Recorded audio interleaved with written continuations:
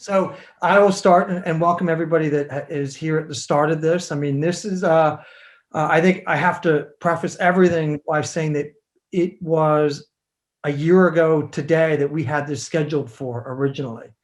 That before everything shut down, this was on the calendar to start having these conversations with our community.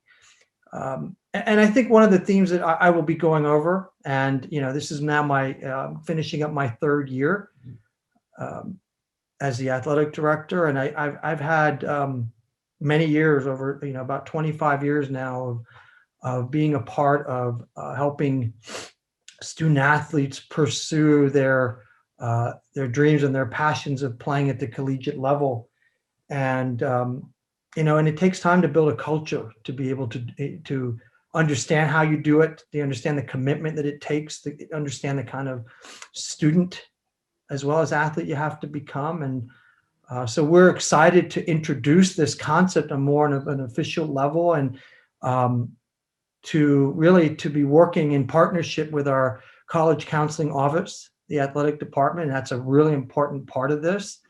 And, bringing back families that have experiences. So, tonight we're looking to really take the first big step to introduce a really new concept to the Meadows School. So, Melissa, I will pass it on to you. Thank you, Claude.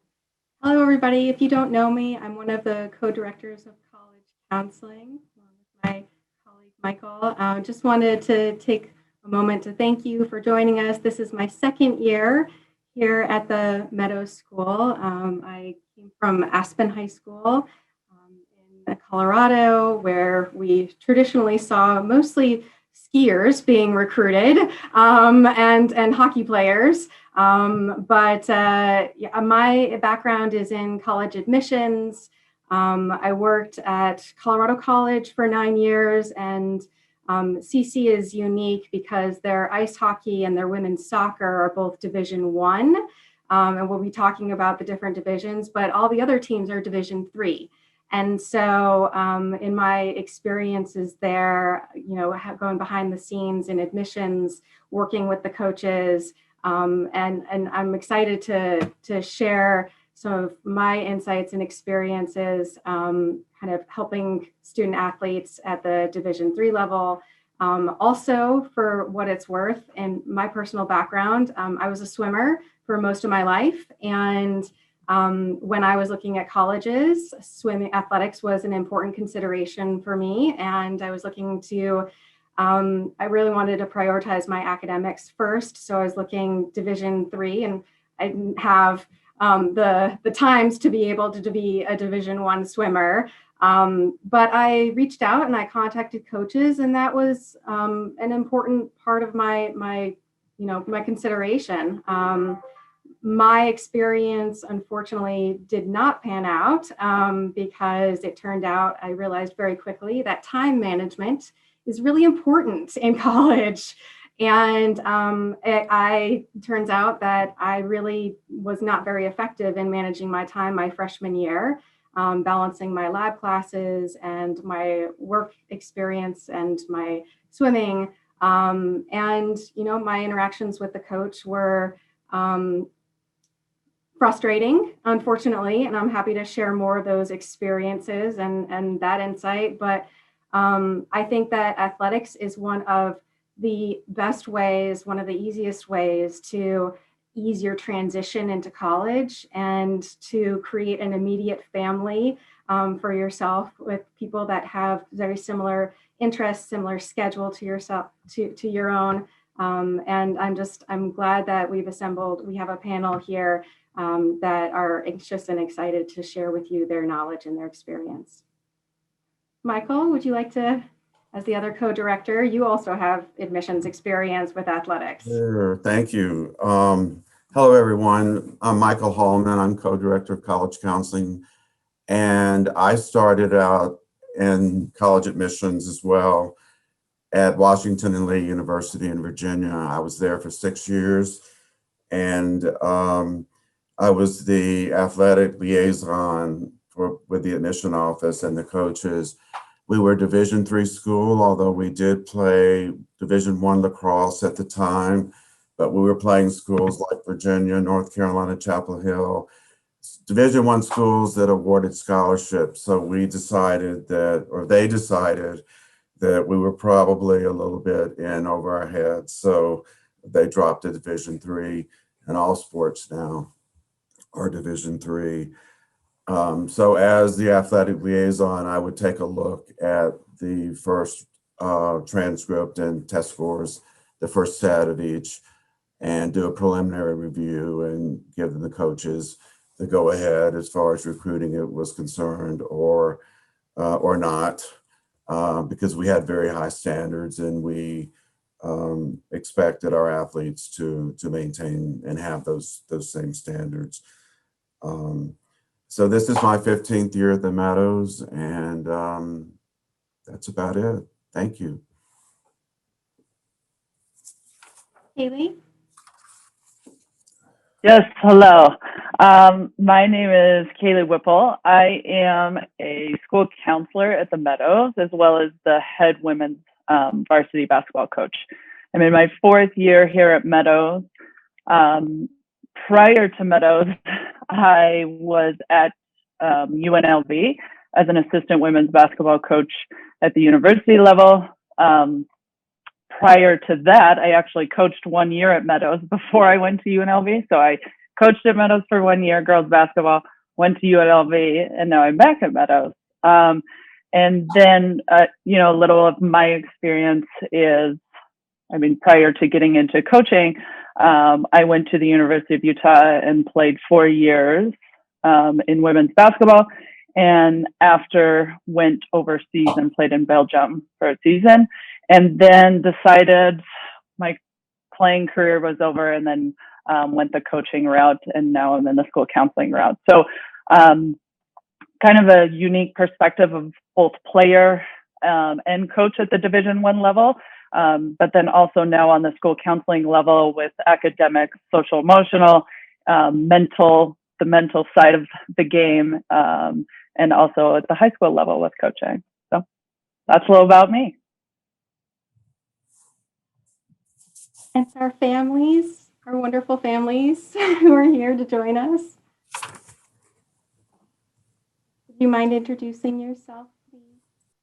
Hi, I'm Lindsay Hofflander, and I've been at Meadows since beginning school, and I was recruited last year to play tennis, Division I at Brown. That is where I'll be going next year, and I'm a senior right now.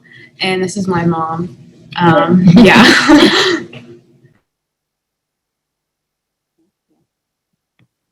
No? Okay. I'm Lori Kaplan, and my son Sam graduated Meadows in 2019, and he is now a sophomore at Cornell playing baseball. So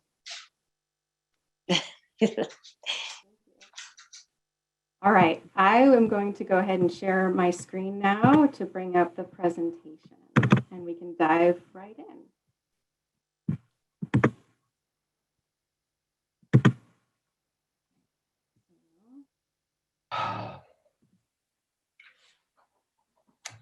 All right, so I'll get us started, and we're going to be moving around a little bit. We're going to touch upon a few things, but really here the agenda for the night, things that we want to talk about and really start in terms of educating and directing a little bit. And as you see, what I wanted to add at the very beginning was when I arrived, and I've been a part of helping place almost 1,000 kids to play at the collegiate level in my career.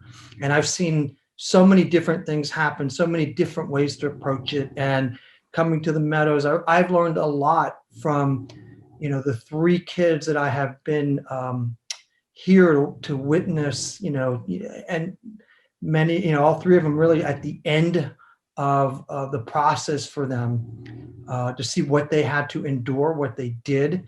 And what I learned from them, and I think this is a really big part of why, we're doing this now, in order to build a culture where people and your students want to enter into this area, and you'll hear it from the student athletes, what I learned from them was, as a school, we really did not do a very good job of creating the kind of culture and programmatically what they needed in order to fulfill everything. Academically, the school absolutely has.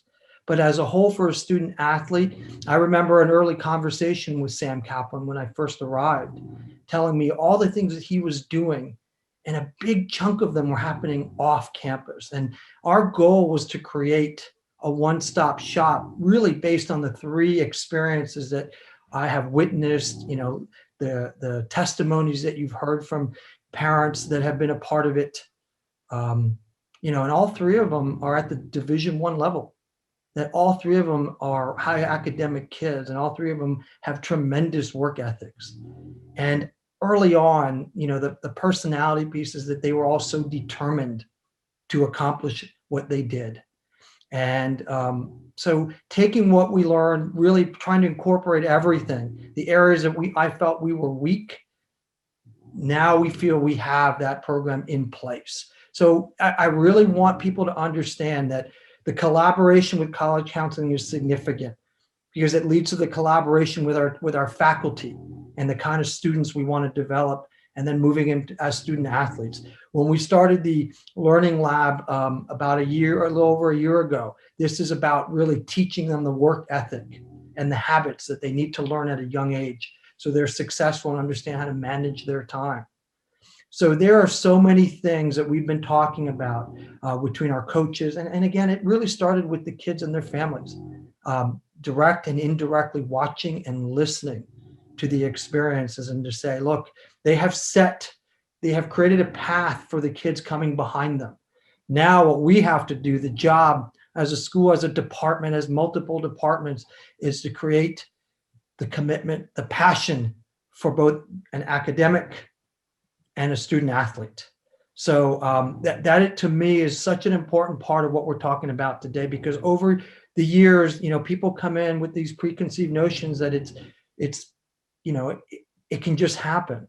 But the three things that the main things these kids had in common were tremendous students, tremendous work ethics, and that work ethic in the classroom translated to the work ethic in their respective areas of athletics. So that's where I wanted to start.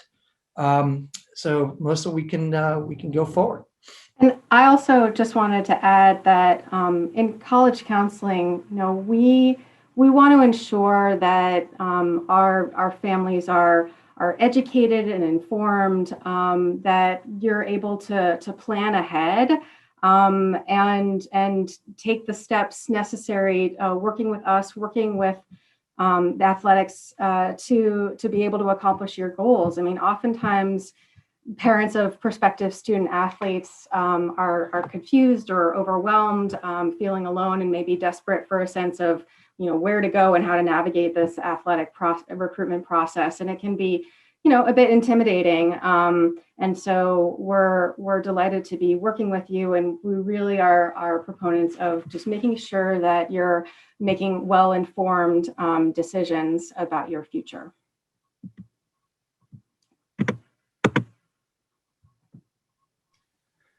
Okay, so here's our general overview, and the obvious ones, that students must be both academically and athletically competitive. So again, what I mentioned about the commonalities, well, we rely on the school and we talk to them about the kind of students we're trying to develop, and the kind of supports that we have provided them to make sure that they can pursue that. No standard recruiting system exists. Coaches use a variety of sources to find student athletes. I have heard everything, and I have seen what can happen in these situations. I have had people in particular sports tell me that, oh, it has to happen in this world. In basketball, for example, if they don't play AAU, they don't get recruited. I can tell you that in my experience that is not true. And that's why it's so important that we are together. We want to learn early in the career of our student and our student athletes, what they're trying to pursue, what they're trying to get, right? So that we can be there to support that and kind of guide them on all that. I had a student athlete that I coached in my last year who ended up playing at Georgetown, did not play 1 second of AAU basketball. And he was a tremendous student, but he just worked on the game. The one-stop shop is what we created at my last place, which is what we wanted to bring here. So we wanted to make sure that every resource was available. And that is why it's really important the kids to know that you're going to hear a lot of things, you're going to be pushed in a lot of ways, but at the end of the day, it's the work that you're going to put in. Some sports have it where they push you in a certain direction, and you're going to hear that later, that there are certain things that are really helpful. But ultimately, it's going to be the work that you do.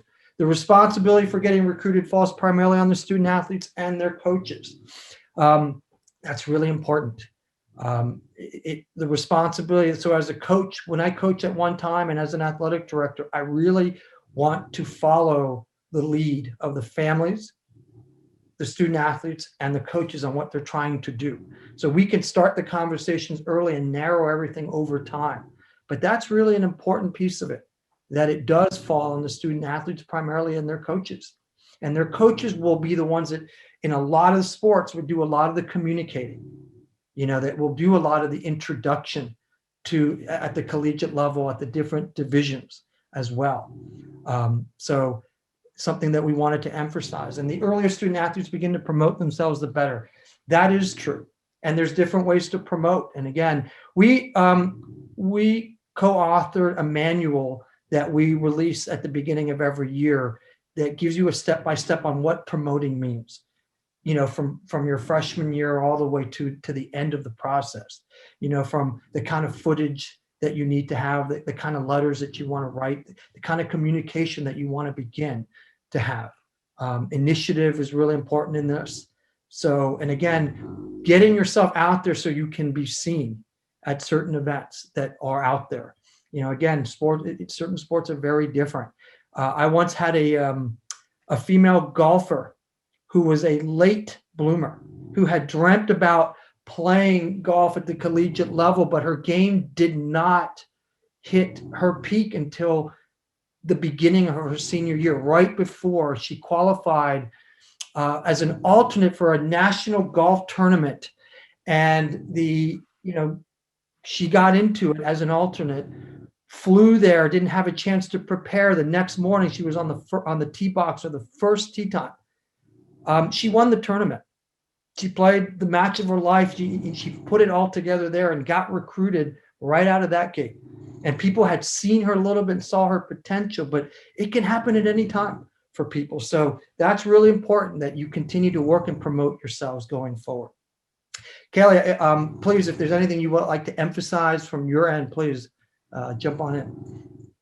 Yeah, as you go, thoughts start to come to mind, but and I think we're going to touch on it several times probably within this presentation, and it's that commitment / work ethic piece of it. I know in my program in women's basketball, I talk about core values a lot.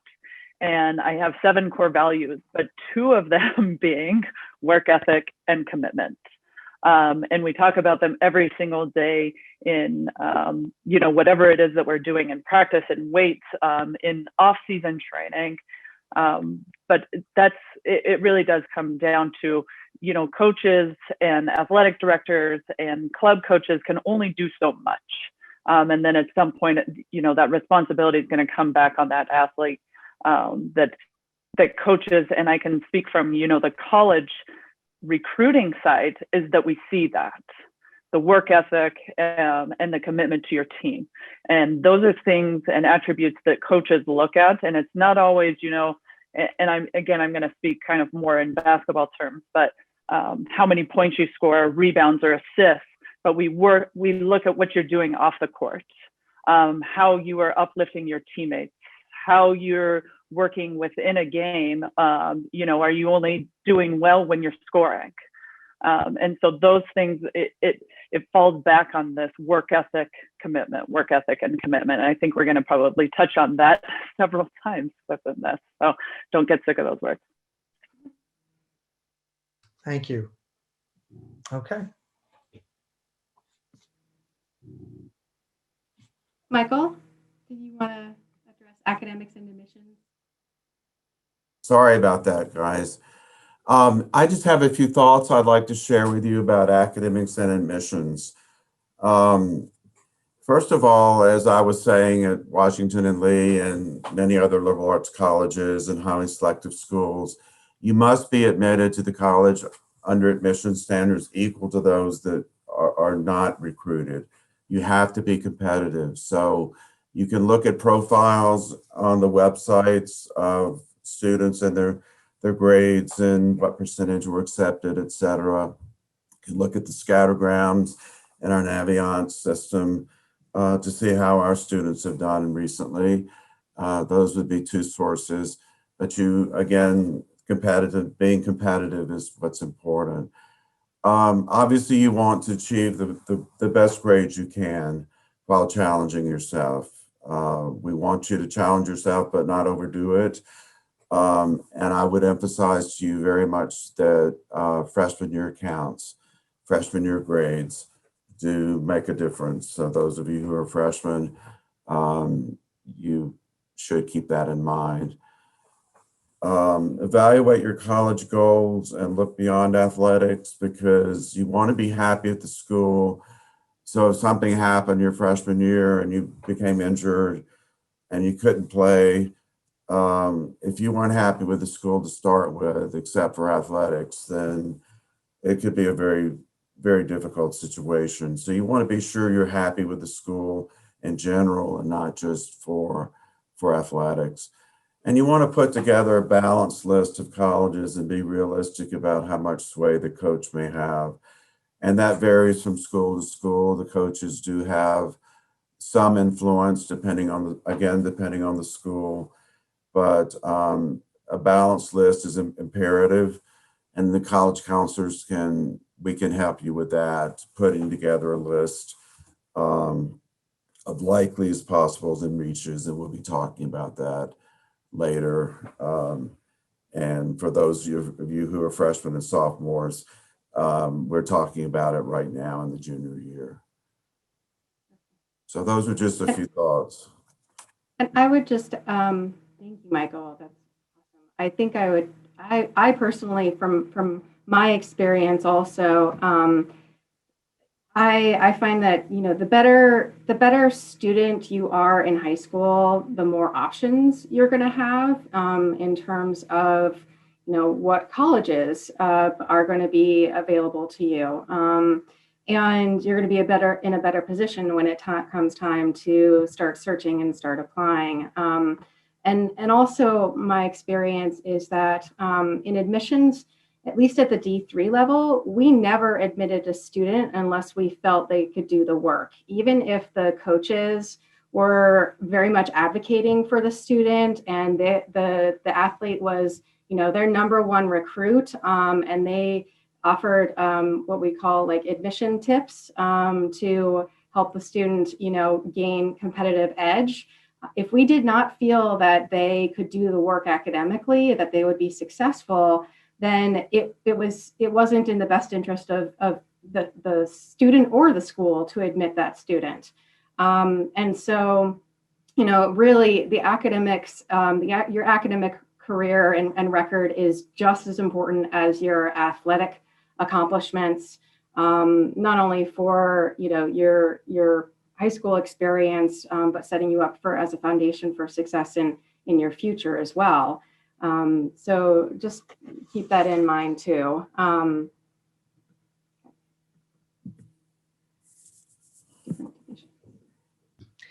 So this was an important chart as well, because we don't want to lock anybody in, and things change and they fluctuate because kids' interests change, their levels change, their interest in what they want to do change, and if the difference between earning a scholarship or looking for a place where you really want to go to school, or a combination of the two, is what these divisions are really about here. The Division I is what the majority of kids strive for, that this is the highest level in interscholastic athletics. Division II is also a very strong level. And Division III, and this is one of those things that people always undervalue, is how good Division III sports are across the country. And when you combine them with the level of options that you get at the Division III that are really good matches for kids at schools like ours, that's a really important piece of why we promote all of them and we want to introduce them.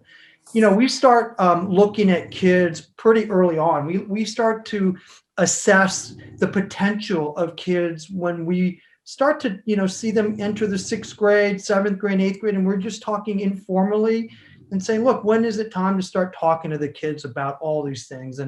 And so we started this exercise a couple years ago of really assessing the kids in their different sports, talking to their coaches and getting some feedback, and then, you know, creating preliminary files for kids that might have an interest to pursue it, or at least to start having conversations. We actually sit with our college counselors and have those conversations as well, so they can see where the lists start pretty big.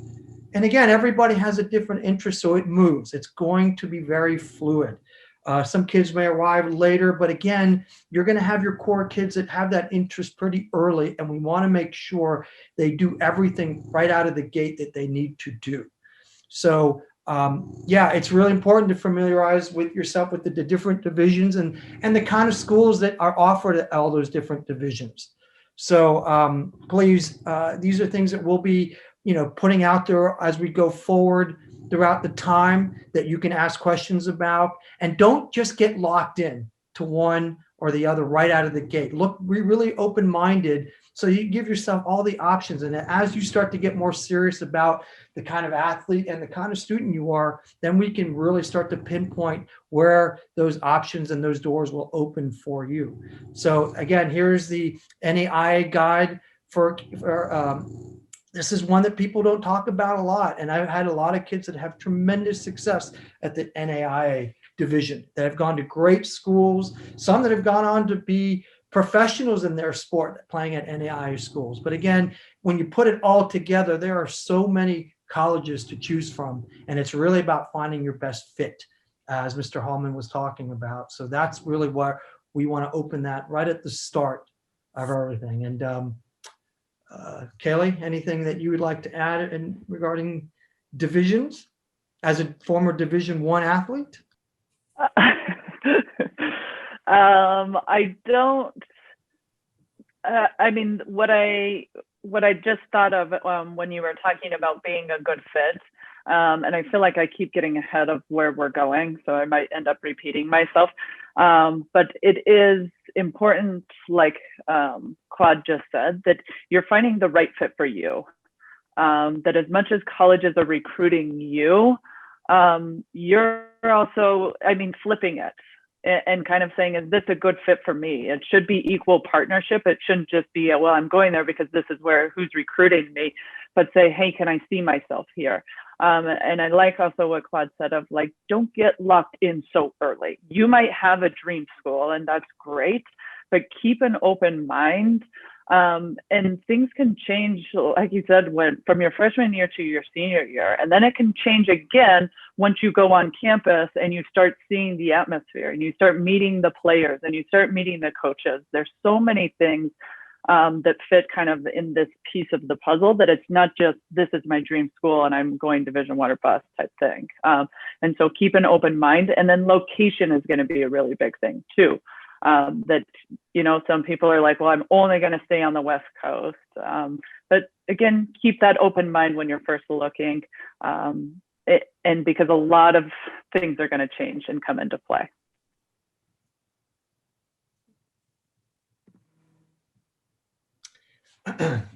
And one thing I'll even add to that as we go into the, you know, the Mythbusters, which are really important, is I've seen kids that were Division I athletes go play at the Division III level because the school they wanted to attend. And I remember one in particular case of a kid who was 6'10", who was being recruited by so many great schools, but he wanted to go to MIT, and he went and played basketball at MIT.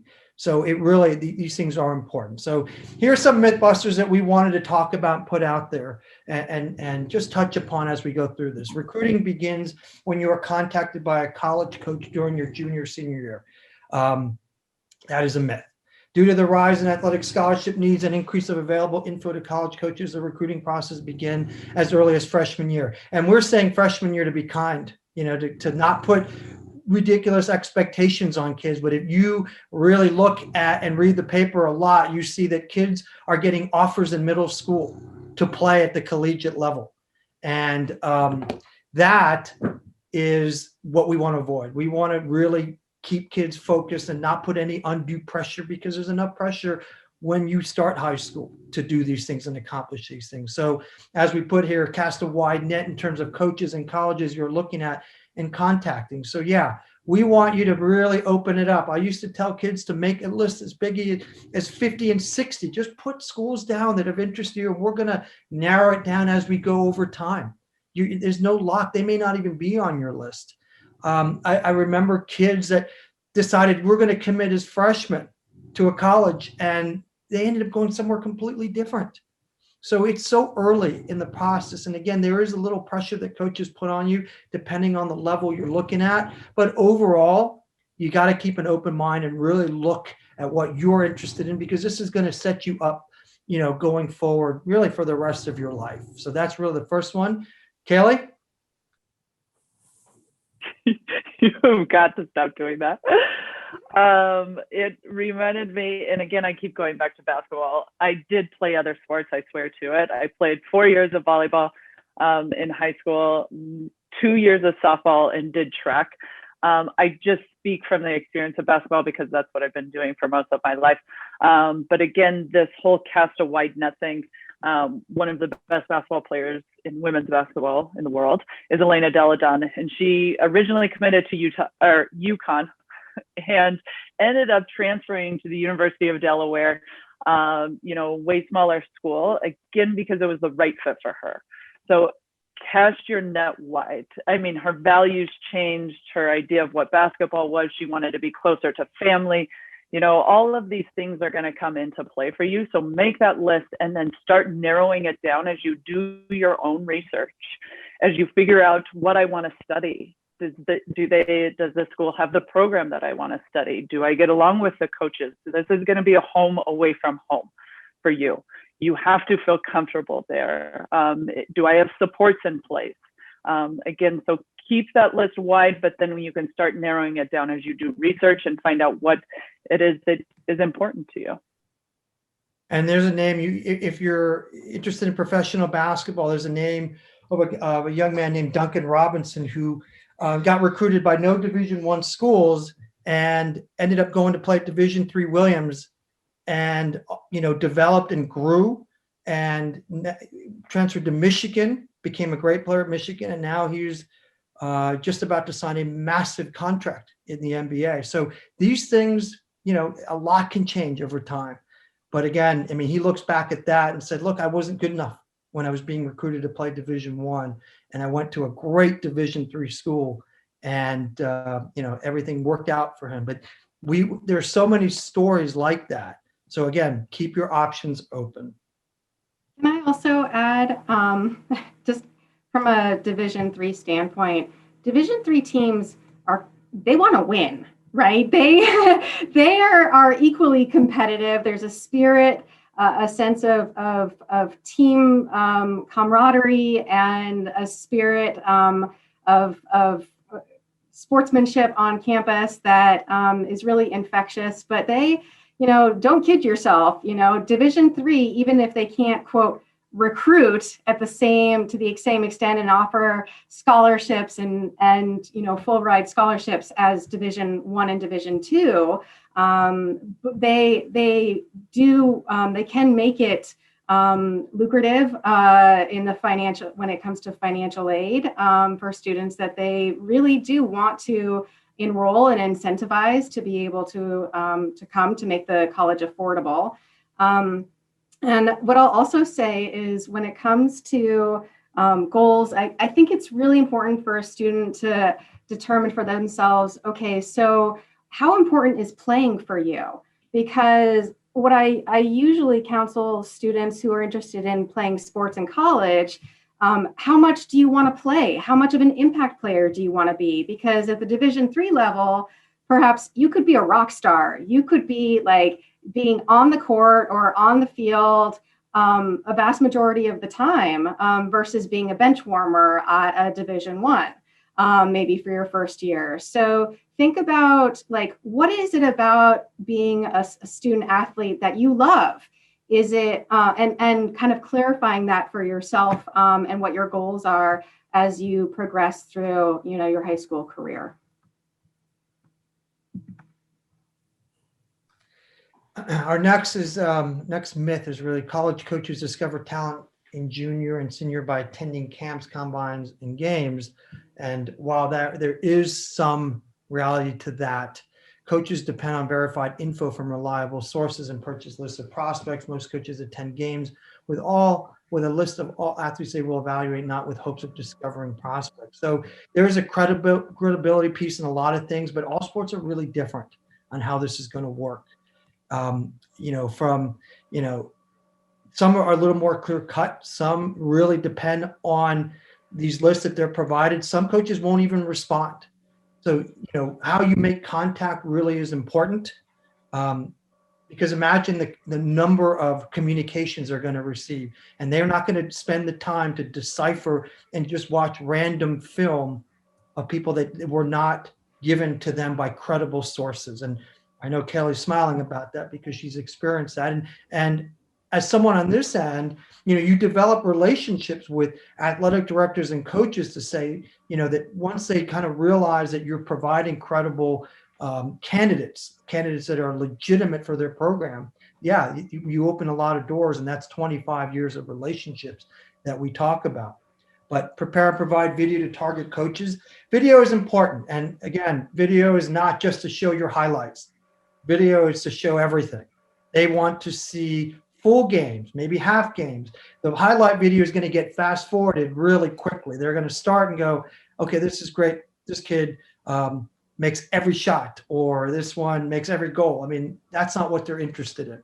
They want to know how capable you are and what kind of potential you have, because a lot of this recruitment is based on your potential as a student athlete. And that is at all levels, right? That is a fact at all levels, that Division III coaches, their jobs still depend on their successes that they're having.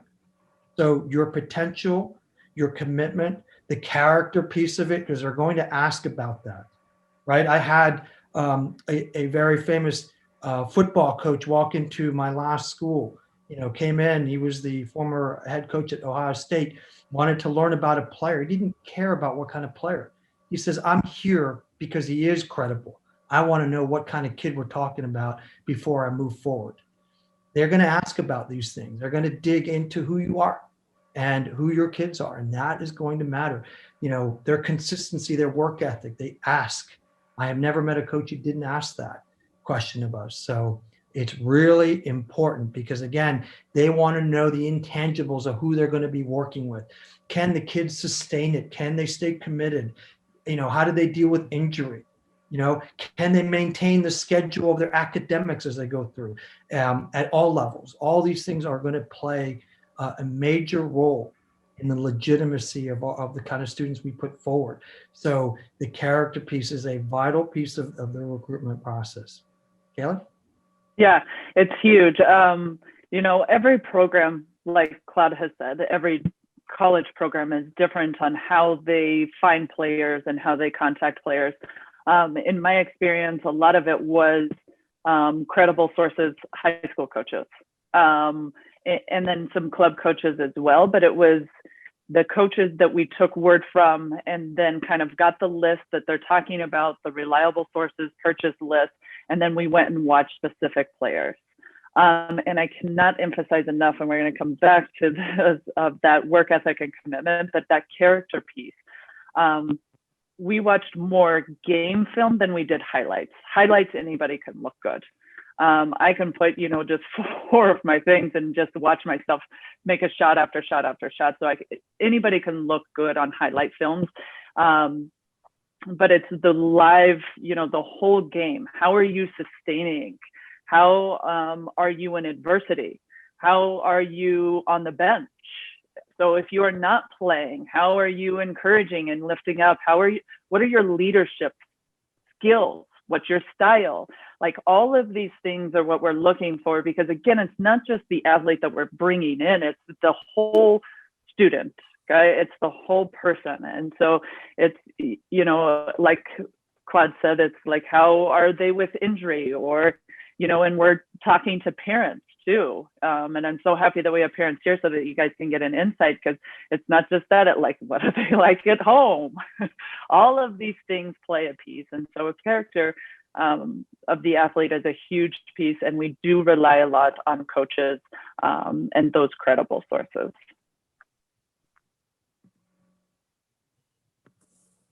There's a familiar picture. Number 3, college coaches evaluate talent by attending high school games and watching unsolicited video sent from students and families, and a little bit of a take on this. So college coaches do a majority of their initial evaluation by looking at video requests are received from high school coaches, club coaches, and athletic directors.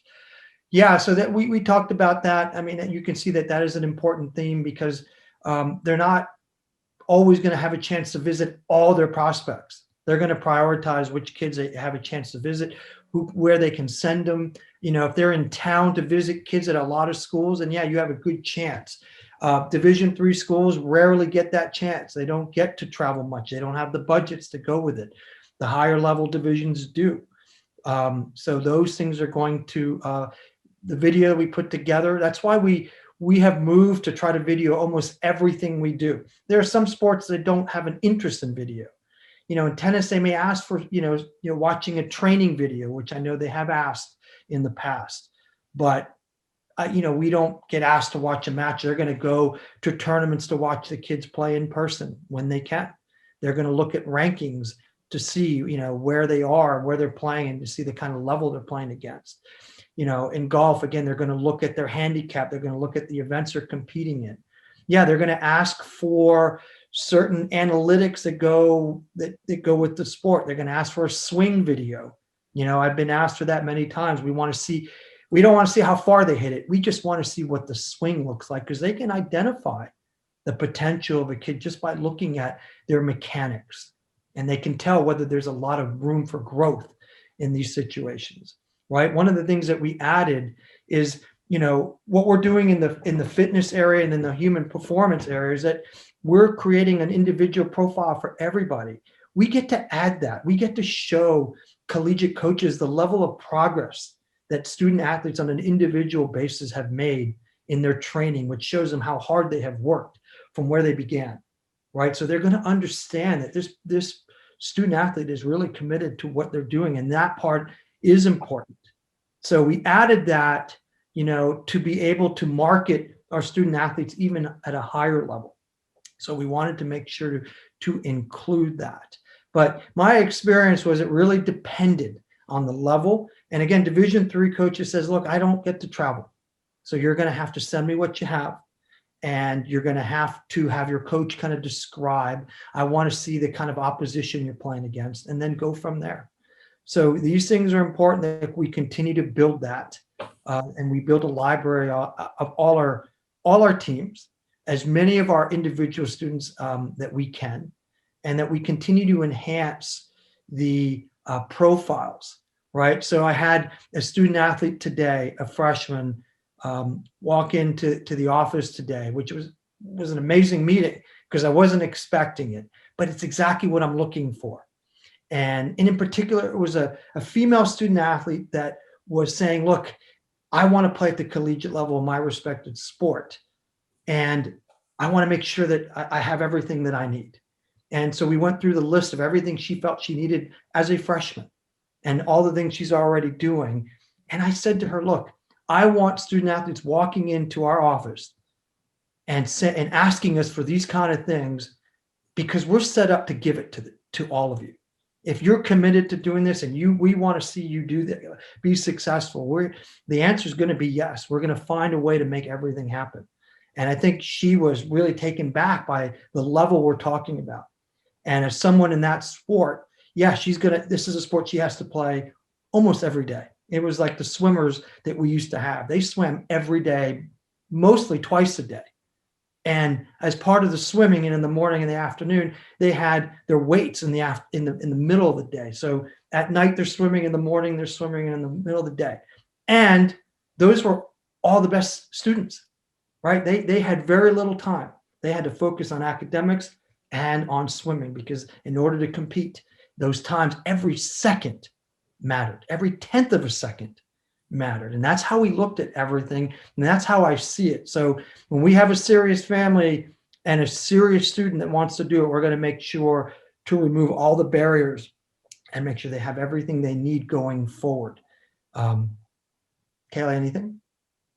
Yeah, and I don't know that this is really pertaining to Mythbuster number 3 at all, but Claude kind of hit on it, and I feel like this is my like segue / step on my soapbox a little bit for my call to kind of like women athletes and young girls, young women at Meadows.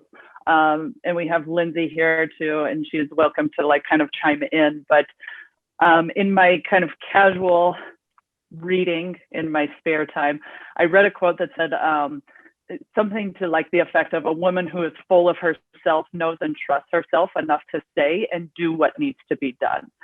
And this is kind of the culture that we're trying to, and the mindset that we're trying to instill in our athletes, and especially our female athletes, of saying, hey, we have all of these things to offer here. You know, I feel like Claude oftentimes has the men coming in and saying, hey, or the, you know, the boys coming in and I want this. And, you know, we need more of these women doing the same thing. These opportunities are here. And I love that Lindsay is here and is the example of this, of we have here, we have these young women, and we need to start empowering more of them and shift their mindset and empower them that, you know, all of this is here for them. And they are capable and able and wonderful leaders, and they need to, you know, I want them to step up and be the leaders that we know that they can be. And I don't want to put you on the spot, Lindsay, so don't feel like you have to speak up about it at all. I just love that you are that example, but it was just kind of my call to female athletes of saying, hey, let's start empowering and hearing their voices as well, and be full of yourself. I know that's kind of we tell, you know, some women or girls or something, you know, don't be cocky or arrogant, but we want you to be full of yourself and trust yourself that you know what you do or need to do to get done. So that was kind of my soapbox, but I'll get off now.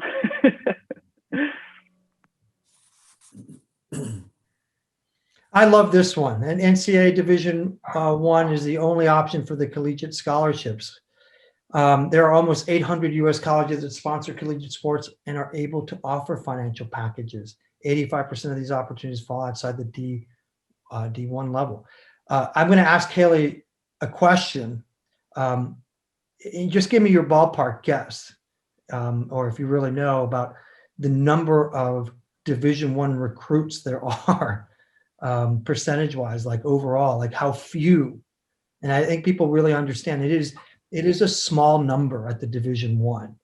You know, I don't even know that I have a ballpark yet, but it is very small. Yes. And if you look at it by sport, you know, I think the emphasis is that that's what we've been saying all along. And at the Meadows, you know, we want to create this because we know those experiences are so valuable. I have seen the kids that have gone to play at all the different levels, and their favorite part when we're talking about, and you know, again, I've been doing this a long time, so I hear about them now that they're in their careers, you know, married with children, and they go back to that, the work that it took to earn the opportunity to play at the collegiate level, no matter what division, and the work ethic that followed them to their careers. And, you know, there are so many great books that show statistically the higher level of success for a student athlete that goes from high school to college, and college into the, you know, into the corporate world and everything, to see the level of success. And they did this by, you know, analyzing the income that those athletes were making after, right? And we're talking at all levels. We're not talking, and they did not add professional athletes. They talked about doctors and lawyers and people in the investment world, but they were so competitive going into that they rose to the top of their professions in their respective sport. And there was a great book that focused on Princeton wrestlers and looked at their successes after they left Princeton, right? And it was really focused on what they learned there. And then afterwards, and we started to look at that. And in fact, we spoke to that author and why he focused specifically on that. And he was so intrigued by that sport and the things that people were learning, that he wanted to follow over time what was happening to these collegiate wrestlers that had wrestled at the Ivy League, and even comparing them to other Ivy League kids and other Ivy League athletes. So it's a fascinating read, but I'm always so interested to kind of promote why, we're not looking for anything other than opportunities to go maybe give you a leg up at a particular college, right? I think Ms. Lustig talked about how great it is to just want to play, to continue your career, right? And you're not limited. I mean, I had a young man that was on a 1 to 10 scale for an athlete, maybe a 3. But he could shoot like he was a Division I thing, but no school interested. So he went to this little college you never heard of. The kid had never been on a plane and went to Grinnell College. And he said, I'd never even heard of this, which took him 2 planes, and a bus to get to this place. And he fell in love with it and played there for 4 years. And just talks about that. He said, I just didn't know that these kind of opportunities were available. We want our kids to look at that, because not everybody is a Division I athlete. That is really hard. That's why we're so impressed and proud of what Lindsay was able to do, right? What Danny was able to do and what Sam was able to do. Because that is a really, really difficult thing to do. So I have a question, Claude and Kalee. It's not uncommon for students to, and this happened at Aspen in particular, but students would come into my office junior year and say, I want to be recruited or I want to play D1 as a junior in high school. And, how can a student and help educate us about how can a student determine whether they are qualified, whether they are competitive for D1, or if they, they've missed the boat, so to speak, or if they, really should be looking at D3 instead. How can a student be realistic about what their chances are of playing? Kay, you want to start with that?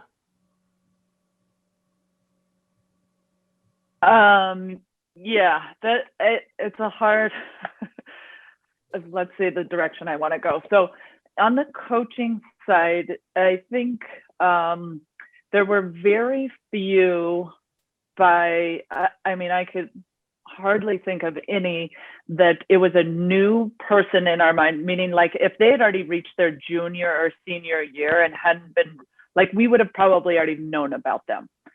Because oftentimes you're watching them as their freshmen, you're like really on them at sophomore year, and then junior year, you're able to like actually initiate all of these calls and visits. So by the junior year, you pretty much are, this is who we want. This is the spot we're going to fill, at least at the Division I level. Oftentimes they already know because they're planning 4 years ahead of saying, okay, here's what I'm going to need in this position come 2022 or something. I'm going to need this 2 guards. And so we're going to already know by that time who we're recruiting. So very few times have I seen, and it might be a little bit different in the men versus women, like, because, with the maturity level and the development, women are often developing faster than, men. And so maybe by junior year, some, male has done a huge growth spurt. So oftentimes in my experience, by junior year, you've already been contacted by Division I. Certainly in my playing experience, I had already been contacted and was already narrowing down my list to probably my top 3 by my junior year. And so coming in kind of cold and saying, okay, it's my junior year, I want to go, it doesn't necessarily work that way. This is what I'm saying of this collaborative. They're probably reaching out to you by junior year as well. that you've started this process. Claude, do you have? Yeah, and I think that what I would say is that one, Melissa, that the sport matters in this. There Yeah, are distinct for characters sure. that differentiate these sports that give people a Yeah. chance to be able to make that leap. When I brought up swimming, I'll talk about swimming, golf, tennis, for example, and the difference between basketball and football and things like that. That I remember a girl that ended up playing tennis at Cornell, but going into her junior year, Cornell had no interest in her. And there was one piece left in her game that she had to really decide whether she was going to focus on, right? She had not really focused on the athleticism part, the body part, her strength part, her ability to move. You know, she had some talent, but the coach said to her, look, you just aren't a Division I athlete. And she spent the next year and change becoming that, transforming herself. Because he knew she was close. He says, I can't, not yet. And we saw that transformation happen. I mentioned the golfer earlier. She was a D3 girl all the way through until the summer before her senior year. And all of a sudden, she becomes a D1 prospect, right? In basketball, to come in as a junior year, I've seen a kid that goes through a growth spurt, right, Kalee, where, you know, he may be 5'11", and over a summer, he could be 6'8". That's going to make a huge difference between where you go, and in particular sports where the number of kids that you're competing against is so high versus the number of kids that actually get recruited and get put on a team. That's why this is unique.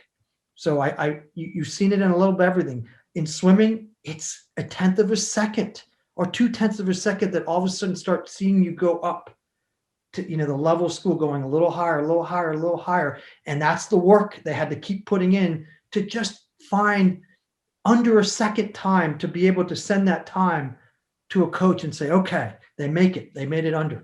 Track was very similar. We're talking about fractions that sent the difference. But in some of the major, you know, sports where physicality, athleticism, explosiveness, size, all those things matter, it's a lot harder to come in as a junior and ask that because it's not very realistic by that point. Because then the skill level has to be so high off the charts to make up for and compensate for the things that you don't have. So it's a great question.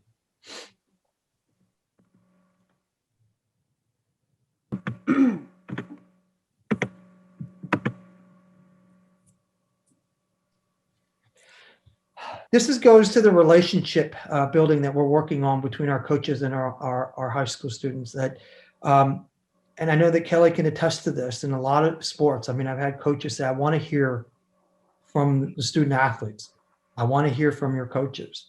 Some sports, a lot of the individual sports, yeah, that there's going to be a lot of collaboration between parents and there's going to be, and the student and that particular sport. And I know, again, golf and tennis are great examples of that.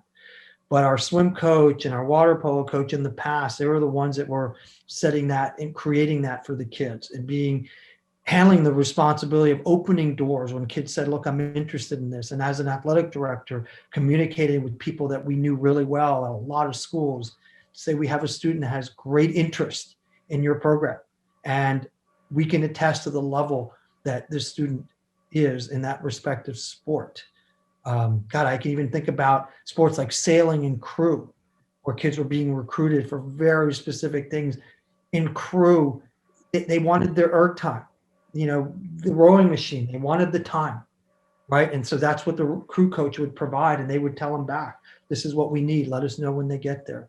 So we want, this is a place where the initiative really is on the student athlete, with the support of the department, the coaches in particular, because the coaches are the ones that are going to know them best in competition, the ones that train them and spend the most time in those when they see them play, when they see them at their highest and their lowest, to really talk about the character piece.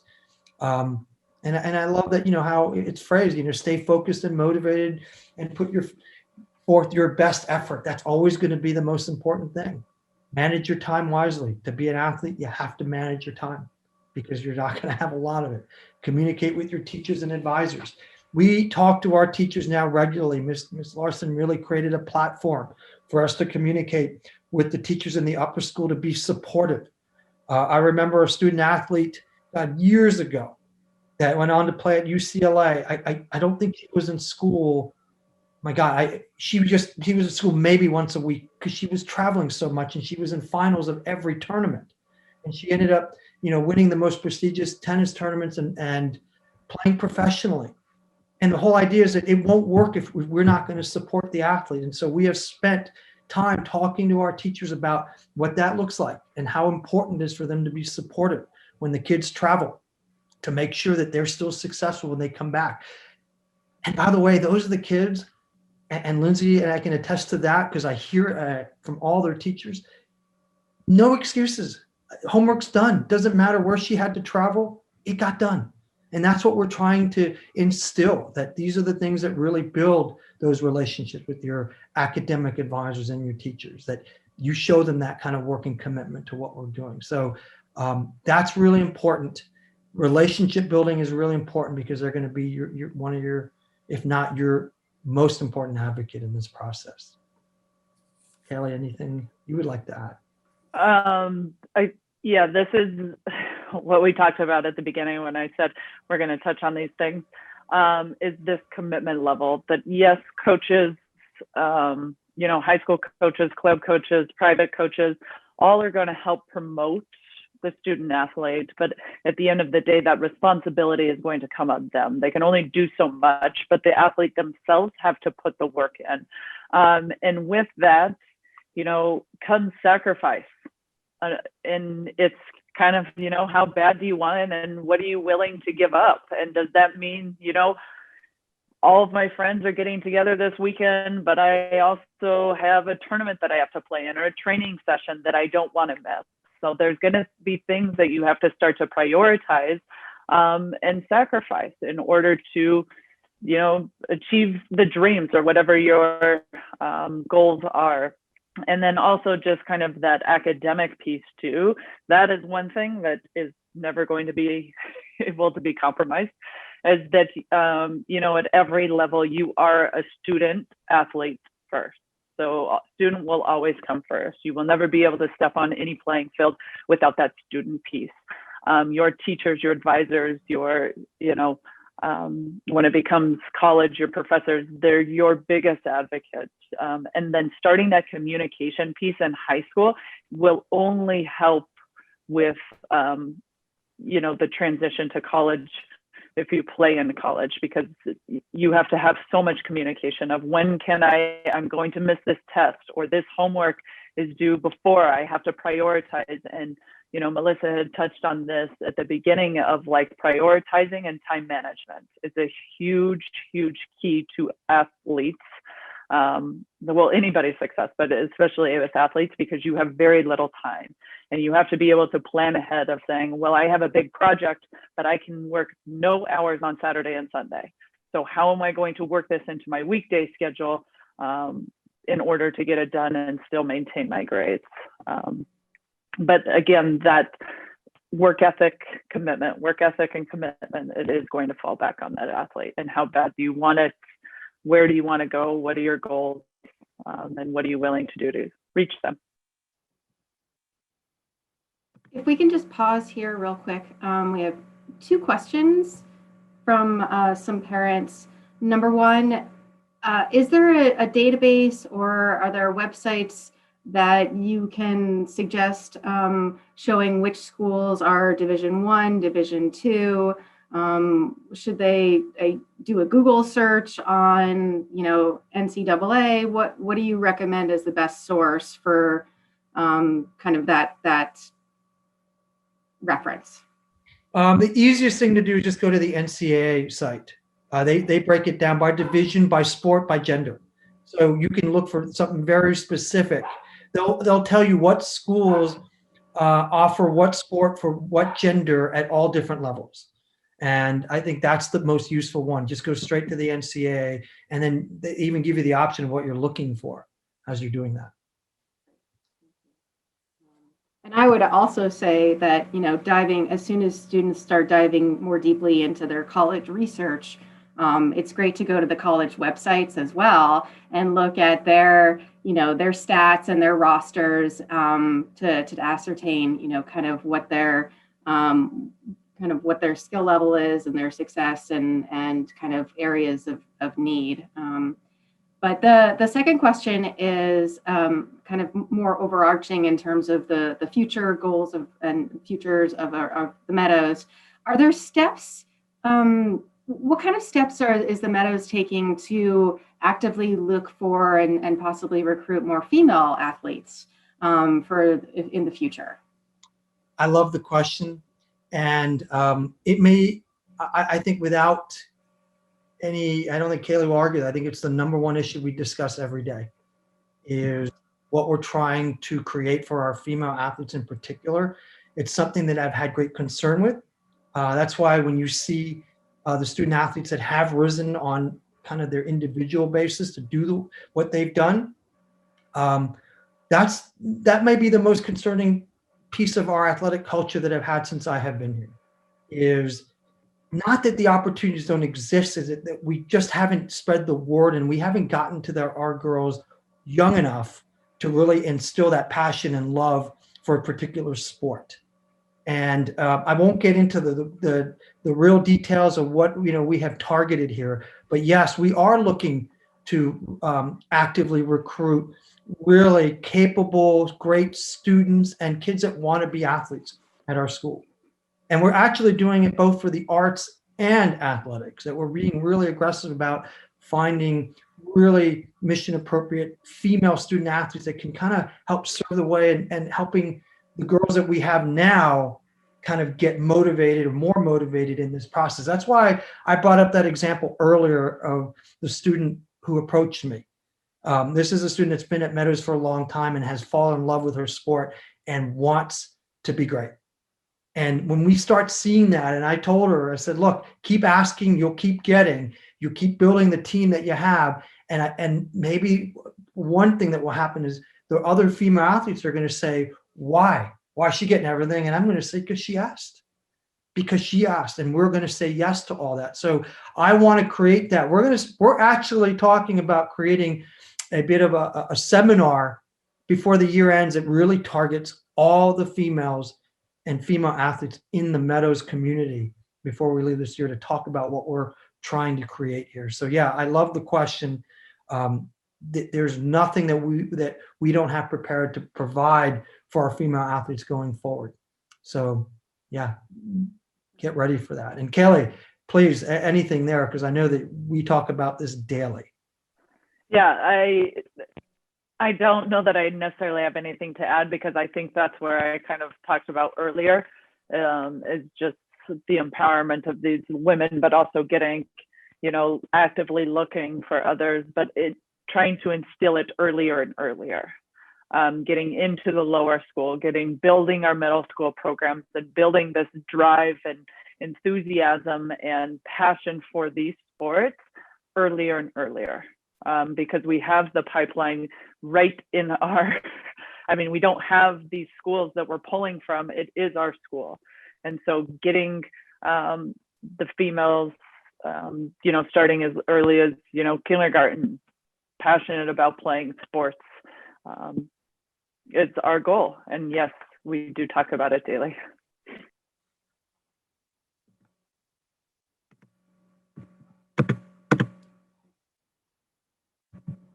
So we'll try and quickly motor through the timeline of what you should be doing at what point when, which I think is a common question. So freshman and sophomore years, wait, let me go back. Freshman and sophomore years, I think it's really important for families, students, parents, coaches, and your college counselors to talk about what the students' goals are, and what expectations are for both the student and the role that parents will play in this process, how they can best help to guide their student and helping them with navigating the communications and staying on top of deadlines, but not taking over the process for them, but empowering them and helping them clarify questions, what they're looking for. Because I think that's a big part of this is, you know, when a student says, I want to play sports in college, do they really know what exactly does that mean? And do they know what that looks like in college? Do they know what that what the commitment is required of them to get to that point, and also kind of how that plays out from an academic as well as social and social perspective in college. But talking about goals, and I think it's also really important for students and parents to be on the same page. I think, you know, it's very easy for students to make assumptions that, okay, I think my dad or my mom wants me to play football in college at Notre Dame. And sometimes students will think to themselves, well, if I don't reach that goal, then I'm a disappointment, or that I failed, or that I haven't reached my potential, when that's not the case at all. And so I think just for parents to be very transparent in terms of what their hopes and dreams and aspirations are, and for students to make sure that they're in alignment and that they're that they're working on the same team. Make a plan to ensure you excel in the appropriate core subjects before the end of your junior year. We encourage our freshmen and sophomores to make appointments with us, to come in, to make a 4-year plan. Colleges, you know, we want students here at the Meadows, you know, we want to nurture that intellectual curiosity. We want students to challenge themselves, but also ensure that they're balancing their academic commitments as well as their extracurricular dedication and taking care of themselves socially in a academic, social, emotional well-being. And you know, we're here to help as much as we can. So please don't hesitate to come see us and come make an appointment with us so that we can begin the planning process with you to make your career here successful. Register with the Eligibility Center, the NCAA, for the NAIA, register with their Eligibility Center. That's really important. And attending camps, putting yourself out there, making yourself visible, self-advocating for yourself. I love what Claude and Kalee were saying, that you know, we're trying to instill these habits of success, and to ensure that students, when they arrive at college, are independent and driven and motivated and self-assured and confident and self-actualized. And so I think it's really important for students to advocate for themselves and start developing relationships with us, with their teachers, and with their coaches. So putting themselves out there, dedicating the time and the commitment, and potentially also, making sacrifices along the way to reach those goals that you have in mind. Okay. Junior year timeline, taking the SAT and ACT or both. Even though many colleges are test optional, last year, this year will probably continue to be test optional. That's not necessarily going to be the case in continuing on. And this can be one of those kind of thresholds that coaches require and that admissions offices require to be able to ensure that students are competitive academically and in admissions. Use the NCAA Eligibility Center, the code 9999 as a score recipient. Make sure you send your scores to the Eligibility Center. One thing that I wanted to point out also is that yes, you are recruiting yourself or self-recruiting in the athletic process, but you're also engaging in the college admissions process as you go along. And I would encourage students to kind of keep those two tracks very distinctive, be distinctive in the sense that, like, if you contact a coach for information about their baseball program or their swimming program, you should also simultaneously contact the admissions office to reach out and make sure that you're on their radar as well. because some colleges do track contact history. Make sure that you're receiving admissions materials. If you do an unofficial visit, for example, to meet the coach, make arrangements with the admissions office as well to do a tour, to attend an information session. So that way you are making sure that everybody is on the same page, everybody's being communicated with. So to, you know, to make sure that you're advocating for yourself. So narrow down your option, request that your high school transcript be sent to the Eligibility Center after your junior year, and communicating with Ms. Linda Hines in our office, we can ensure that all your materials are sent to the NCAA. Narrow down your options. No more than 10 schools. You get 5 official visits starting in April. Looks like we have, I'm going to pause really quickly. We have a quick question before we get to senior year.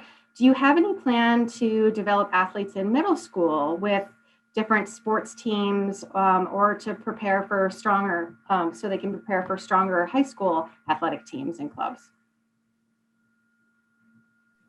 It's another great question, and we do have a plan that got paused because of what we went through this year, but we are going to implement all that going forward, because right now our plan really begins in the 6th grade in all sports. In fact, we're looking to give the kids better competition, more consistent competition, and more opportunity to compete as well as to practice. So I think what we did a couple of years ago, changing the schedule, was a big one to give kids more opportunity. In fact, it not only gives kids an opportunity to compete for their school team, but it lets them, if they want to continue with a club or anything after, they can do that as well under the current guidelines, and that was a big part of it. So yeah, we have a plan already set that we're looking to now push towards next year, but really get it going fully as we come into the next year. Thank you. And then senior year timeline, before registering for your classes, just double check with us as your counselors, making sure that you're fulfilling the requirements for the NCAA eligibility. Continue challenging yourself and doing well. Senior year matters, including second semester senior year. We send final transcripts to all colleges, and when you apply to college, they are expecting you to be in the same, if not better, academic standing at the end of your senior year as when you were admitted. So it's really important to stay focused throughout your high school career. Take the standardized test as many times as necessary to get the score that you need to be competitive at that school, if that's an expectation from the coach, and if it's something that we've discussed in college counseling. I will say that the testing is a very individualized discussion, and it's not a one size fits all. Every college is a little different in what they're looking for, and every student is different in their aspirations and their aptitudes. And so we don't want to make any blanket statements about how many times you should take the SAT or ACT or which test is more appropriate for you. We just encourage you to come see us, and we can really personalize that conversation with you. And then after graduation, just asking our office to send your final transcript with proof of graduation to the Eligibility Center.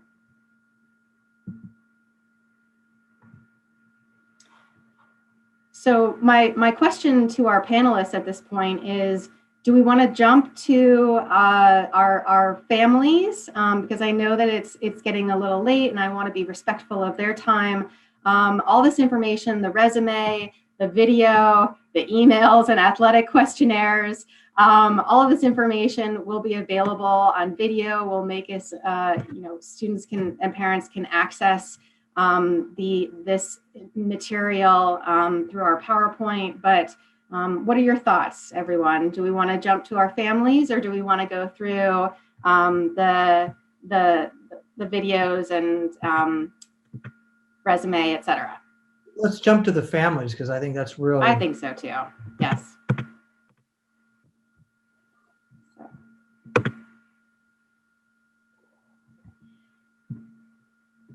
So, I mean, really, we would just love your perspective as parents, as a student going through this journey, this adventure together. You know, maybe you can give us how did you help your student navigate this process? What were some of the stressors? What were some of the you know, what did you have to do to help them? And we'd love to hear your story. Okay. Well, in Lindsay's case, I would say, well, looking back for the parents of the student athletes, I would just say balance is key, and just don't overcommit yourself or your student, because it can get really stressful. And I think that there's definitely times where, in our situation with Lindsay, like, we found that there was a good 2.5 years where we were just constantly, I'd say, out of town almost every single weekend, missing school, etc. And I think it puts a lot of stress on the kid. It can be stressful for the family. You don't really have any downtime because you're constantly getting packed and ready to go on another one. And looking back, you realize I probably didn't have to go to every tournament. She probably could have just gone to maybe half of them. You know, maybe even if you only take one out a month, that maybe makes it a little bit more balanced. It might be an overall more, I don't know, better experience, I would say. And then for the student side of it, for the student athlete as a parent looking at it, I would say just don't compare yourself to other kids. I would say just work on improving yourself in whatever your sport is, and just try to get better. Always remember, like they were saying, that you're a student and an athlete. So make sure you do well in school, work hard. Always, when you're picking your electives, when your schedule, always keep a study hall, so that, at least in our experience for Lindsay, this is what we've done, so that she, you know, with your time management, she could always get one of her classes, the homework was done during study hall. And, you know, her other elective, she would pick something she was interested in. And you can still, you know, I would just say focus on making sure you have put away time so that you can get your homework done. Because if you're after school, you have 3 hours of your sport, you have to eat dinner, you're not starting homework till 8 o'clock at night. So you really want to try to get some of that done during the day. And the sooner you start that, the easier it gets. And I think I never had to ask her what she was doing if she had homework. I mean, she always had it handled. So I think that they just start, if they learn it early, it becomes just a routine. And that's what I would say. The other things, I'm trying to think, I wrote down a few things in case I forgot. I would say, let me see if there's, informally visiting schools. Like, for instance, on the tennis circuit, you're traveling a lot for tournaments, or even if you're just visiting family in California, if you're just doing little trips, there's always time maybe to just kind of do a drive-by. You don't actually have to do a college sign up for a tour and do the whole thing so that they know you were there. We actually never did that. But if we were in an area like San Diego or Arizona or somewhere where it was on a college campus.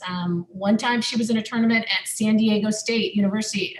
Wasn't necessarily a school she was looking at, but you know, you're in San Diego, so there's lots of schools there. So we would, you know, check out private schools, smaller schools, just kind of do drive-bys. And then at least she got to see them, and you can kind of get a feel of city schools, campus schools. And I don't know, at least in our case, I don't think any kid, unless they have an older sibling who's already in college, I don't really think they, at least in our situation, that they really know where they want to go. I mean, they kind of are like, they know about, you know, elite school names, and they know, you know, that's lots of schools are hard to get into, and that's really about it. Or they know that they have a cousin that goes to a certain school. But I think if you visit them, it's not as scary. It's sort of like, oh, like these are just kids that are a few years older than you, and they're just in college. So I think it just makes it a little bit more like, oh, this is going to happen one day. I'm going to be there. And so I think I don't know, at least that was the experience we had. And we that's how she really saw a lot of schools. It was really just because we were in the state, whether it was for a tournament or visiting someone. And then also finding downtime. In the summers, they would go to camp in Florida to play tennis. They were playing tennis with kids that really were not even, some were great, some were just learning. I mean, this is camp, but you also have to find some time where they're playing their sport, which is fun. They're still getting exercise, they're still being fit, they're getting training. And at least, I don't know, we added that into it in the summers. Not anymore, but we did do that in the, I'd say, freshman, sophomore years. Yeah. So those would be the things as a parent side. Yeah, I mean, I would say we definitely went to like showcases. I mean, yeah, if anything, high school was like when, I mean, junior year, yeah, middle school, I feel like is when the commitment to the sport really, if it's not already there, then it's going to be difficult to like get it going in high school. So I feel like I think it's good that you're doing the Zooms and all this for the middle school, because yeah, I think that's if you get the PE teachers and the coaches and everyone together talking about, I mean, I don't even know if most of these kids even, you know, they're not looking that far ahead. So if they even hear about it, and even if they see that someone from their school is doing that, then they're like, oh, wow, like I could do that. So I think that's really just how it snowballs for school.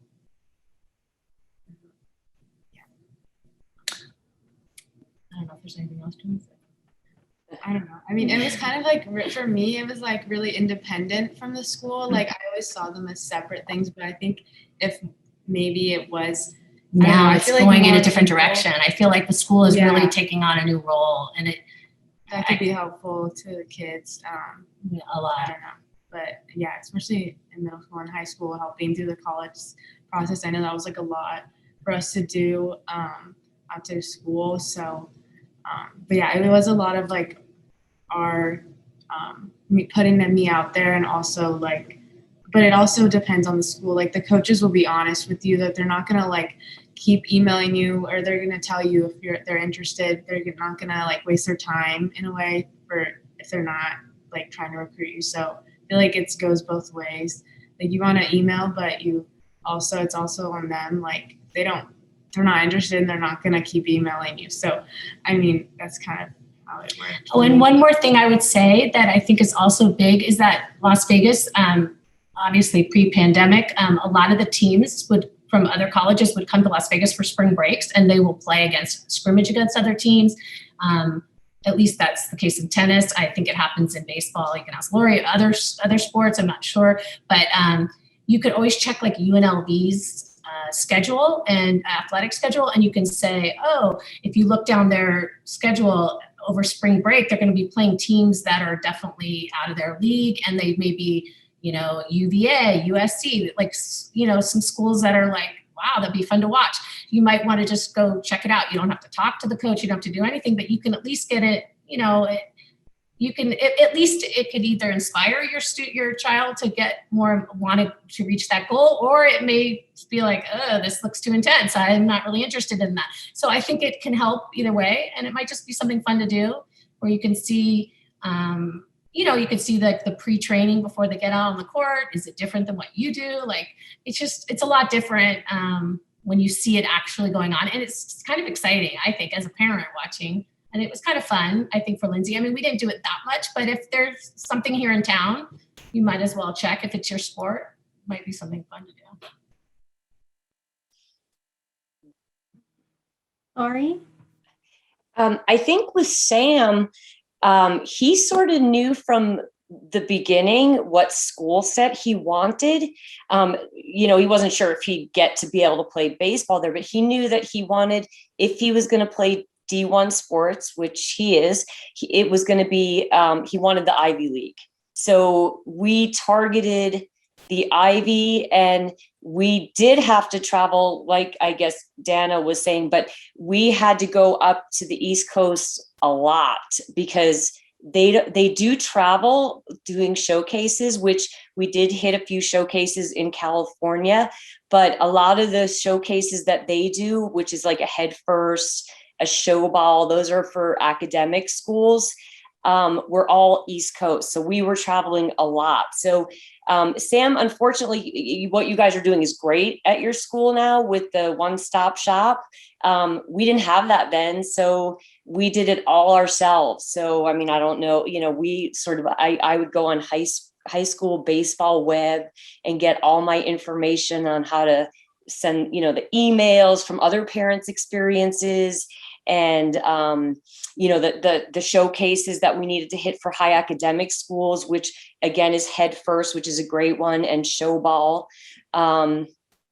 And in addition to some of the camps there, and in addition to playing with your summer team here, to do just to get games in and everything. And that was that is one negative, I think, with Vegas, is that a lot of the kids here that Sam played with, which wasn't necessarily, Meadows didn't have those kind of teams. All those kids were looking at powerhouse schools. So even though he played with them in the summers, those were schools he had no interest in. That's just Sam. Like, he wanted high academic. So we developed a plan A, B, and C. And A was Ivies. And if he didn't get traction, which he did, but then, until you actually get an offer, you really don't know what you're gonna, you have to have a plan B. And the plan B was like the Hopkins, the U Chicago, the next Wash U. So fortunately for him, he did get his, we did have a lot of, a few unofficial visits, which were in November of his junior year. And the Cornell coach, basically, because Sam's a position player, so he's not a pitcher. So pitchers are easier because they just hold the radar gun up. And if you're throwing in the 80s and 90s, done, they don't need to see you that much. But as a position player, they have to see your at-bats. So they have to see you play. Videos are good for them to see the mechanics of the swing. But again, they want to see you play. They want to see, baseball is a game of failure. So they want to see how you respond. If you should strike out, that there's no bad body language, the whole bit. So for him, it was a lot of travel, a lot of showcases, a lot of emails, and just, we weren't sure which direction it would go in. And our plan C was, because Sam's a student, he loves school. So if he didn't get the schools he wanted, which you don't always get, he was willing to just apply to school as a regular student. And we were hoping, obviously it wasn't going that way, because, he pretty much did the lessons, for baseball and the teams and the going to the gym, all for playing at the collegiate level, with no guarantee you're going to maybe get the offer, which he didn't. I was a little worried, what else do we have to offer if you go as a regular student? Because you have the test scores, you have the grades, but as you know, as an admissions counselor, it's like a crapshoot, so this was Sam's hook. So that's why we were going for the D3s if he didn't get the Ivies. So that's just how we approached the whole thing. And Sam did most of the navigating, other than Stuart, my husband, or myself taking him. He put all the work in. I mean, he, like you all said, it's true. He had his social life was non-existent. That was the sacrifice. He didn't, a lot of times after school, he would go to do private lessons in the cages. And then if he had to practice with another team, this is before you guys all offered some of this stuff. And junior year and senior year, he was actually getting up at 5:30 in the morning, and he'd go to 24 Hour Fitness and hit the gym before classes, and do speed and agility. And then after school, he'd go back to the gym to do weights and then do his cages, while maintaining all his grades from Meadows. And he had to navigate the teachers himself, because you guys didn't really have the plan of, you working with the teachers. So that was just his journey. So, he was lucky, he got what he wanted, and he's happy. Other than that, the Ivy's not playing this spring. That's the only negative. But he's going to play a summer league in DC, and so they're still they're practicing there, but no games. So hopefully they'll get him ready for DC. And that's I wish he was here to go over himself, but it's East Coast, and he's probably doing homework. He had practices late this evening, so. Just out of curiosity also is, do they in college for Sam, is he living with other athletes as well? Yes, yes. And how does just the transition, like, was he on campus earlier? Or what are some of the, I won't say perks, but like, what are some of the unique life experience, like alternate Sure. experience? Well, at Cornell, anyways, every school is slightly different, but at Cornell, all the freshmen have to live on campus. They just changed it there that sophomores now have to live on campus, but Sam was grandfathered into that, sophomores, you don't live on campus. So he did live with all like in a townhouse with there's like 4 in there. So it's all athletes. And then, literally the first week, his year of recruits, so there was 10 of them, were literally looking for a house or like apartments like in College Town, which is sort of on campus, but things go fast. So he literally signed a lease 1 week into school, and we're just like, well, what if you don't like it? But that's where he is now, and he does love it. So he lives with his year, the 2019s or 2023s is, I guess, what he is. And he lives in a house with 3 apartments and the 10 of them. So yeah, the good thing is, like what you said before, is it's like instant family. So for all his sacrifice through high school, because unfortunately I think he was so busy, just doing him and working to do, he really didn't develop those like friendships that, like strong friendships of people back here in Vegas. So he's getting all that now with his teammates from Cornell. So that's a good thing. So happy about that. Well, we're happy to address any further questions from our visitors. If there's any other questions or thoughts, contributions, any final thoughts from our panelists as well? Actually, when you were going over the test scores, if you can, because Sam took his ACT his sophomore year, but Sam took a lot of the advanced math classes. So for him, it was so that way when he did go to some of these showcases, he, because they'll ask you, do you have a test score? Because at least at the Ivies, which Lindsay knows, if you don't have a 3 in front of it, it's a little harder. They do sometimes lower the bar if you're like a superstar pitcher or something, depending on the sport, but they don't lower it as much as you think at the Ivy level. So he did do it again because, therefore you just want to make sure, but he did it well enough that he was able to present it to, put it down there. So that helped. Not that clearly the talent first, and then they want to see if you have the grades and the test scores second.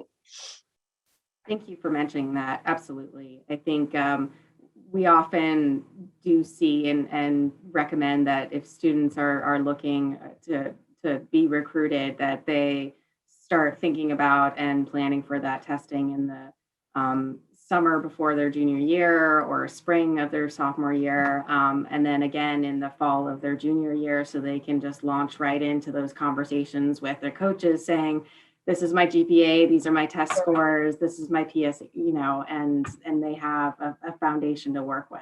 So, and they have also time to get the scores that they want in order to be competitive, if that's the case. And that's a good idea for some kids because you don't know where you're at. So at least take one to see where you're at, and then you can work from there. So. Exactly. Thank you. Great.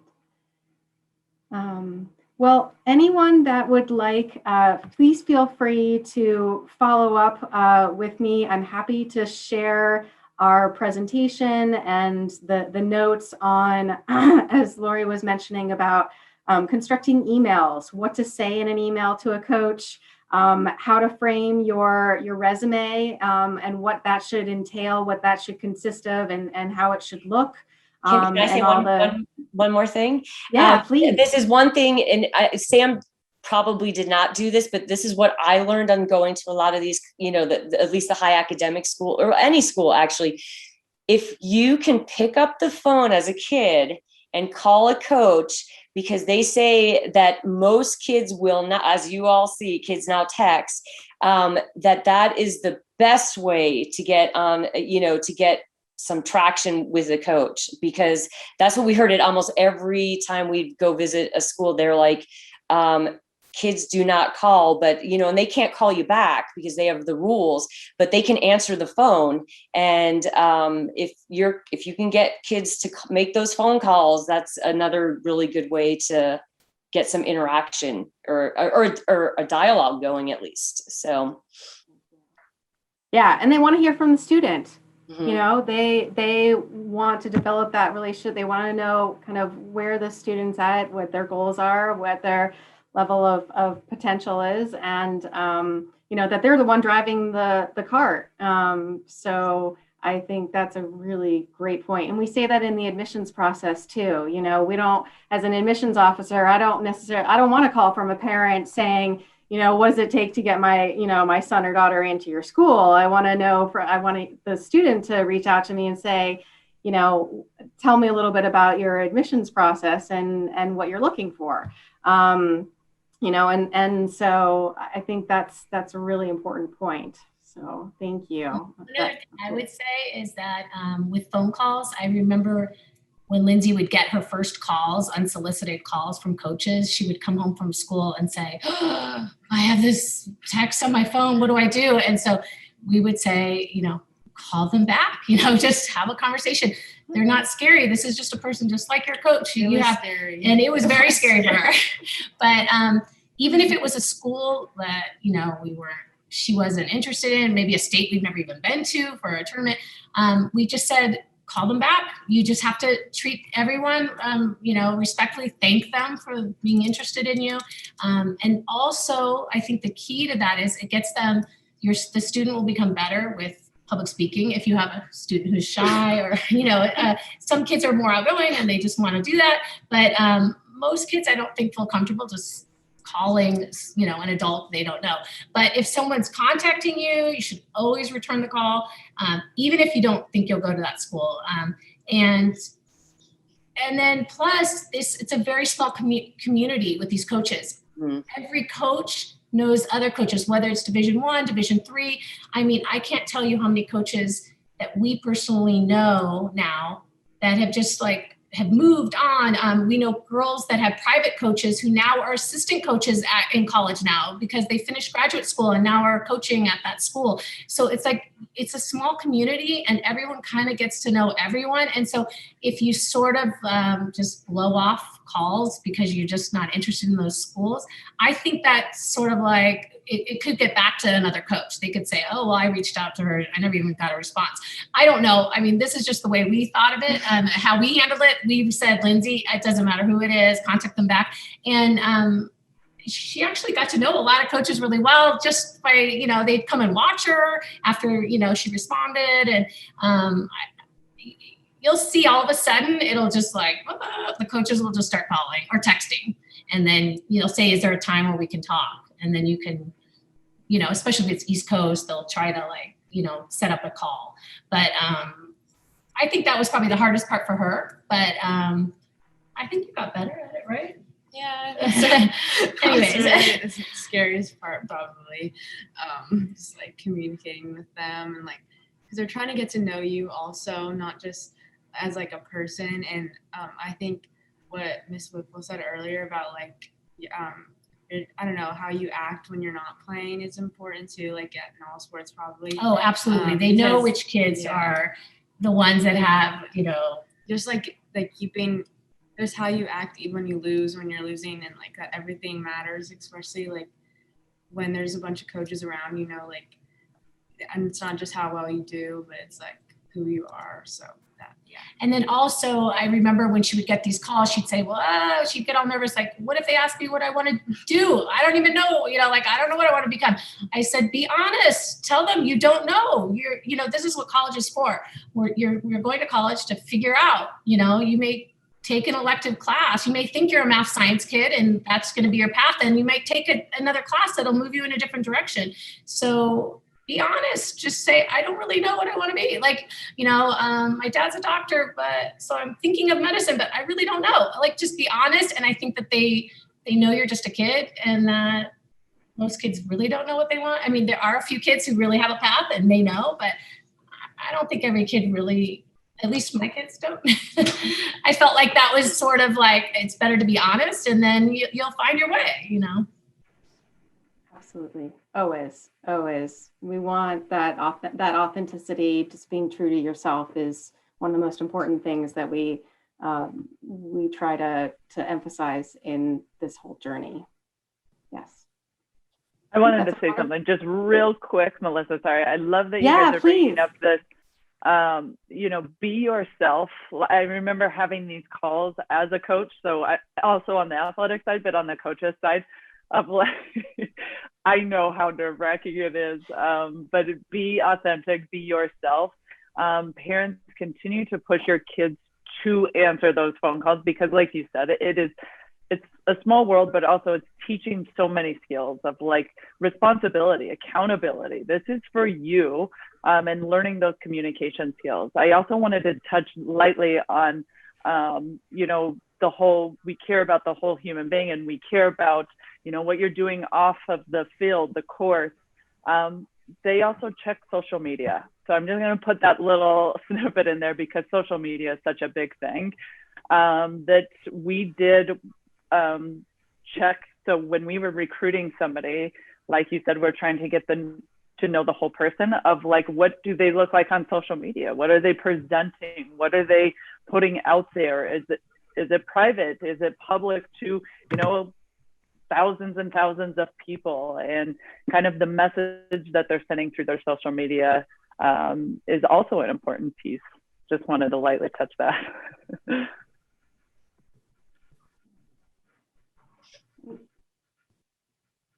Just one of our parents wanted to say thank you so much to the parents in particular for your tips and your advice, and especially about the phone calls, and just hearing your perspective and your experiences is really insightful. It is really, really helpful to them. So thank you. And on that note, I think we will adjourn for the evening. Thank you so much for taking the time to be with us tonight and for sharing your experiences and your insight. And I hope that this was informative and educational, and that you see all the opportunities available here at the Meadows, that we look forward to working with you. And please come see us because we're happy to help.